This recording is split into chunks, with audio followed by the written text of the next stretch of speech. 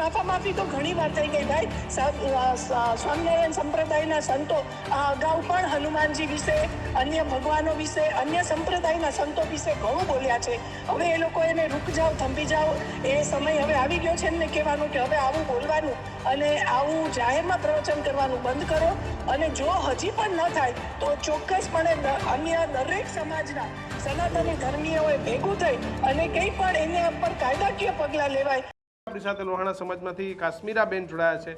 બેન, કેવી રીતે જોવો છો જે અમરોલીના સંતે જે નિવેદન આપ્યું અને કેવી રીતે જોવો છો? બિલકુલ આ સામાજિક દ્રષ્ટિએ ન ચલાવી લેવાય એવી વાત કરી છે. આજના આ સનાતની યુગમાં દરેક સંપ્રદાયે, દરેક સાધુ સંતોએ, દરેક સંપ્રદાયના સાધુ સંતોનું સન્માન જળવાઈ રહે એવા નિવેદનો, એવી વાત એમને સમજી વિચારીને કરવી જોઈએ. જલારામ બાપા અવિરતપણે 200 વર્ષથી વધારે અન્નક્ષેત્ર ચલાવે છે અને એમના ગુરુ એટલે ભોજરામ બાપાના આશીર્વાદથી એમણે અન્નક્ષેત્ર શરૂ કર્યું છે. બીજા કોઈ જ સંપ્રદાયના સાધુ સંતો અમારા બધા માટે આદરણીય છે, પણ એક પોતાના સંપ્રદાયનું સારું લાગે એટલા માટે થઈને આવા જે નિવેદનો કરે છે સાધુ સંતો, એ બિલકુલ વખોડી કાઢવા જેવા છે. એકમાત્ર મંદિર અને ટ્રસ્ટ એવું છે વીરપુરનું કે જે એક પણ પૈસો લીધા વગર ચાલે તેઓ આ કામ કરે છે. બાકી તો બધા સંપ્રદાય પૈસા સિવાય કોઈ વાત નથી કરતા. ત્યારે એમણે ખૂબ વિચારીને બોલવું જોઈએ. આ બિલકુલ ન ચલાવી લેવાય એવું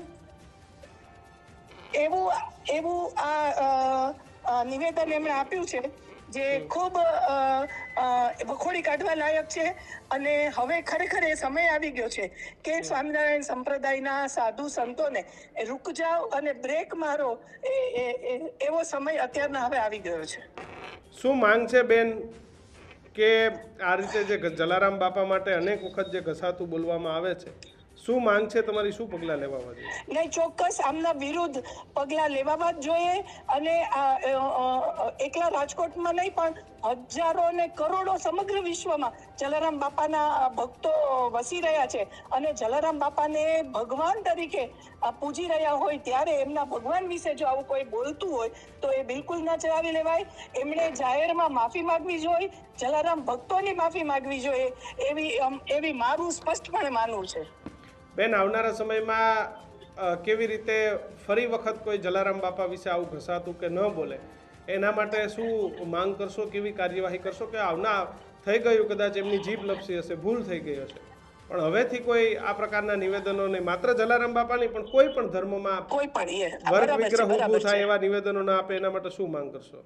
એક્ઝેક્ટલી હું એ જ કહું છું કે સનાતની ધર્મમાં દરેક સંપ્રદાયના સાધુ સંતોનું એ લોકો એને ઈશ્વર તરીકે જોતા હોય, એનામાં ભગવાનનું રૂપ જોતા હોય, ત્યારે કોઈ પણ સંપ્રદાયના સાધુ સંતોએ અન્ય સંપ્રદાય વિશે બોલવાનું ટાળવું જોઈએ. એમણે ન બોલવું જોઈએ. અને હવે એની ઉપર કાયદાકીય આવી માફી તો ઘણી વાર થઈ ગઈ ભાઈ. સ્વામિનારાયણ સંપ્રદાયના સંતો અગાઉ પણ હનુમાનજી વિશે, અન્ય ભગવાનો વિશે, અન્ય સંપ્રદાયના સંતો વિશે ઘણું બોલ્યા છે. હવે એ લોકો એને રૂક જાઓ, થંભી જાઓ, એ સમય હવે આવી ગયો છે એમને કહેવાનું કે હવે આવું બોલવાનું અને આવું જાહેરમાં પ્રવચન કરવાનું બંધ કરો.